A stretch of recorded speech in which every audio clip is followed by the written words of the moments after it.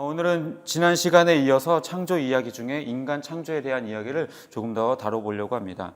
오늘 우리가 함께 읽은 이 본문 말씀에서 하나님께서는 인간을 하나님의 형상을 따라 창조하셨다라고 이렇게 말씀을 하고 있죠.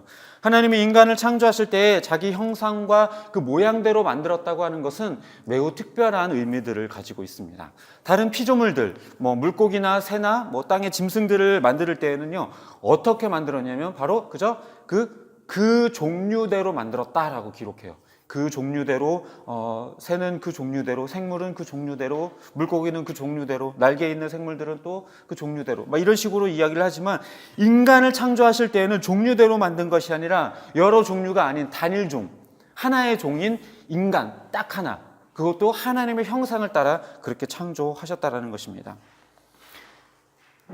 여기서 우리는 이런 질문을 할 수 있게 될 거예요. 그럼 하나님도 눈, 코, 입, 손과 발을 가지고 있는가? 하나님의 형상과 그 모양대로 지었다고 하니까. 이것은 근데요, 사실 잘못된 접근이에요. 왜냐하면 하나님은 영이시기 때문에 그분에게 실제로 그 외형적인 눈, 코, 입, 손과 발이 있을 거다라고 추측하는 것은 조금 어리석은 행동입니다. 물론 그렇다고 해서 없다라고 확정 지을 수도 없어요. 왜냐하면 보지 못했으니까. 다만 우리가 생각할 수 있는 것은 하나님께서 우리를 창조하실 때 하나님의 형상대로 모양대로 창조하셨다라는 이 말은 신의 외형을 따라 만들었다라는 것이 아니라 그분의 성품을 따라서 그분의 마음을 담아서 그렇게 창조되었다라고 봐야 할 것입니다.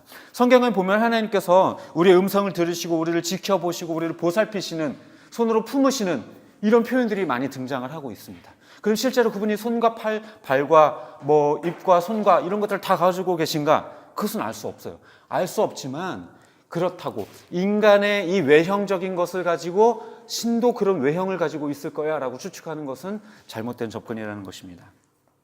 하나님께서 우리를 하나님의 형상대로 지었다라고 하는 것은 외형적인 모습이 아닌 하나님의 성품과 인격에 따라서 창조되었다라는 의미입니다. 하나님이 가지고 계신 성품 가운데 공유적인 특성, 이를테면 의로우심, 그리고 또 도덕성, 지적인 능력, 의지를 가지고 있는 것들, 이런 것들이 인간에게도 허락되었다라는 것이죠. 다른 피조물들에게서는요, 발견될 수 없어요. 물론 다른 피조물들에서도요, 어느 정도의 지적 능력은 있죠. 어느 정도의 지적 능력은 있어요. 어느 정도의 도덕성은 있어요. 그러나 그것이 인간에 미칠 정도는 못 돼요. 인간처럼 그 의사소통을 하는 것이, 동물들도 의사소통은 하겠죠. 그러나 인간처럼 그것을 글로 남기고 필요한 도구들을 만들고 이렇게까지 하지는 못해요.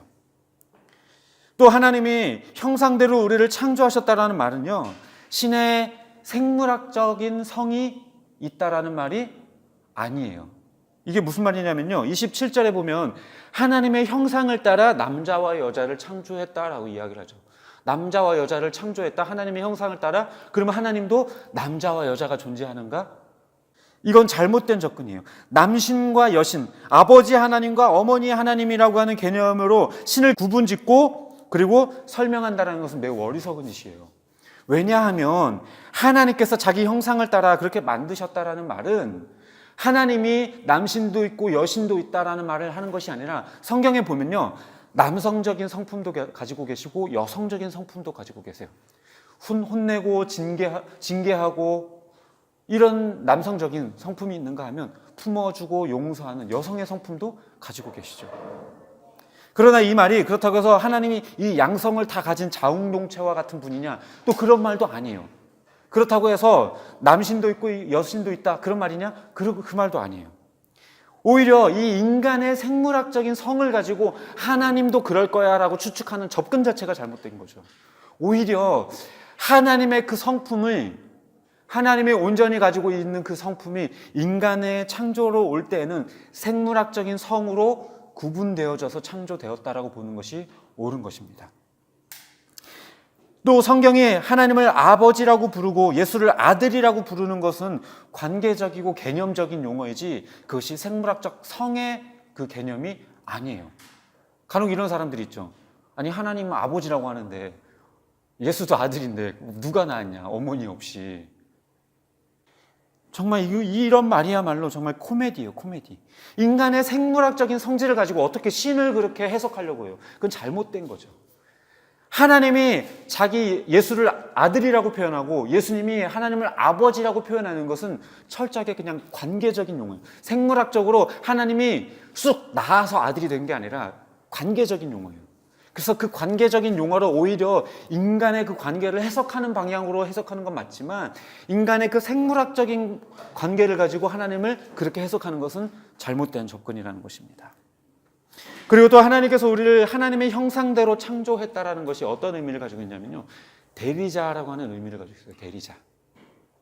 26절에 보면 하나님께서 인간을 창조하시면서 뭐라고 이야기를 하냐면요, 이 온 만물을 다스리도록 하자라고 하는 계획을 먼저 세우시고, 또 28절에서 실제로 온 만물을 잘 다스리고 보호할 것을 인간들에게 명령하시는 장면이 등장하는 것을 볼 수 있습니다.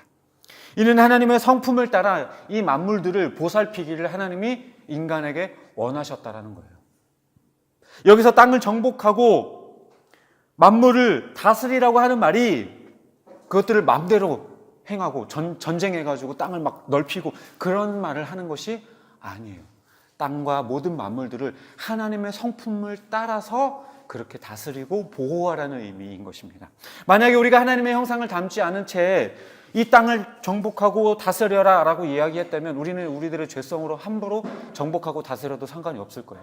그러나 하나님이 처음에 창조하실 때에 하나님의 자기 형상대로 창조하셔서 그 땅을 다스리고 정복하라고 이야기하셨기 때문에 그 말인즉슨 내 형상을 따라 내 성품과 내 인격을 따라 이 땅을 보호하고 다스려라, 이렇게 우리에게 말씀하신다는 것입니다. 따라서 하나님의 그 성품처럼 선하고 아름답게 이 땅을 보살피고 만물을 다스릴 그 의무가 우리에게 주어져 있다는 것이죠. 다른 짐승들은 그냥 종류대로 그냥 막 만들어졌지만 오로지 인간만이 하나님의 형상대로 단일종으로 그렇게 하나님께서는 창조하셨다는 것입니다. 그리고 2장 7절에서도 보면요, 흙으로 지은 다음에 어떻게 했나요? 생기를 그 코에 불어넣었다. 그랬더니 생명이 되었다라고 이야기를 하죠. 여기에 이 생리라고 하는 표현이요, 정확한 그 뭐라고 할까요? 원어 의미로 보면요, 숨이에요. 숨을 불어넣었다. 누가? 하나님이. 하나님의 숨이 흙으로 지은 인간에게 들어간 거예요. 땅의 물질과 흙과 하늘의 숨이 합쳐진 게 바로 인간이에요. 하나님의 숨이 들어와져서 만들어진 유일한 존재. 그 어떤 피조물들에게도 하지 않은 창조 행위가 들어가 있어요. 자기 형상대로 창조한 것, 그리고 하나님의 숨을 불어넣은 것, 그게 바로 인간이에요. 이렇게 하심으로 인하여서 하나님은 인간과의 특별한 관계를 성립하세요. 다른 피조물들에게는요, 하나님의 형상대로 창조한 적도 없고요, 단일종으로 창조한 적도 없고요, 그들에게 숨을 불어넣어서 영을 주신 일도 없어요. 오로지 인간에게만 하나님의 형상을 부어주셨고 또 하나님의 숨을 불어넣어 주셨어요. 이것이 하나님과 우리의 특별한 관계가 성립하는 이유인 것입니다. 정리해보자면요, 인간만이 신의 성품과 형상을 담고 있어요. 그분이 가지신 지적 능력, 의지, 도덕성과 같은 그런 성품들을 우리는 가지고 있고, 또한 대리자로서 이 만물들을 다스려야 하는 의무를 가지고 있으며, 또 하나님과 우리는 특별한 관계성을 가지고 있습니다. 이것이 바로 인간이에요. 그런데 다른 신화들이나 과학은 인간을 우연히 만들어진 존재, 하등한 짐승으로부터 그냥 진화된 별거 아닌 존재라고 이야기를 해요. 만들어진 신이라고 하는 책을 쓴 리처드 도킨스라고 하는 박사가 있어요. 이 교수가 있는데 이 사람이 책을 쓴 다음에요, 이제 책으로 돈을 많이 벌었잖아요. 돈을 많이 벌어서 이 영국 지역의 모든 버스에 광고를 붙였어요. 뭐라고 붙였냐면, 하나님은 없다. 그러니 걱정하지 말고 이제 너의 인생을 즐겨라. 이렇게 광고를 전 지역에 다 냈어요. 영국 전 지역에.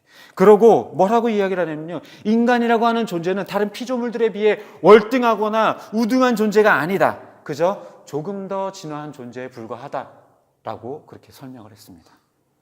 수많은 진화론자들도 인간의 존엄성에 대해서 설명하지 못해요. 인간이 다른 피조물들보다 더 나은 게 없어요. 그저 조금 진화한 거에 불과하니까. 그러나 성경은 분명하게 이야기합니다. 인간은 창조되었고 우연히 만들어진 존재가 아닌 하나님의 선하고 아름다운 의도 가운데에 하나님의 형상대로 창조되었으며 하나님의 숨을 불어넣어 영을 넣으신 생명이 된 존재라는 것을 하나님은 그렇게 말씀하고 계십니다. 물론 그렇다고 해서 이 말이 실제로 인공호흡 하듯이 하나님이 코에다가 이렇게 했다는 말은 아니겠죠. 하나님의 영적인 숨이 들어와서 우리가 영적인 존재로 지어졌다는 것을 의미하는 표현일 것입니다.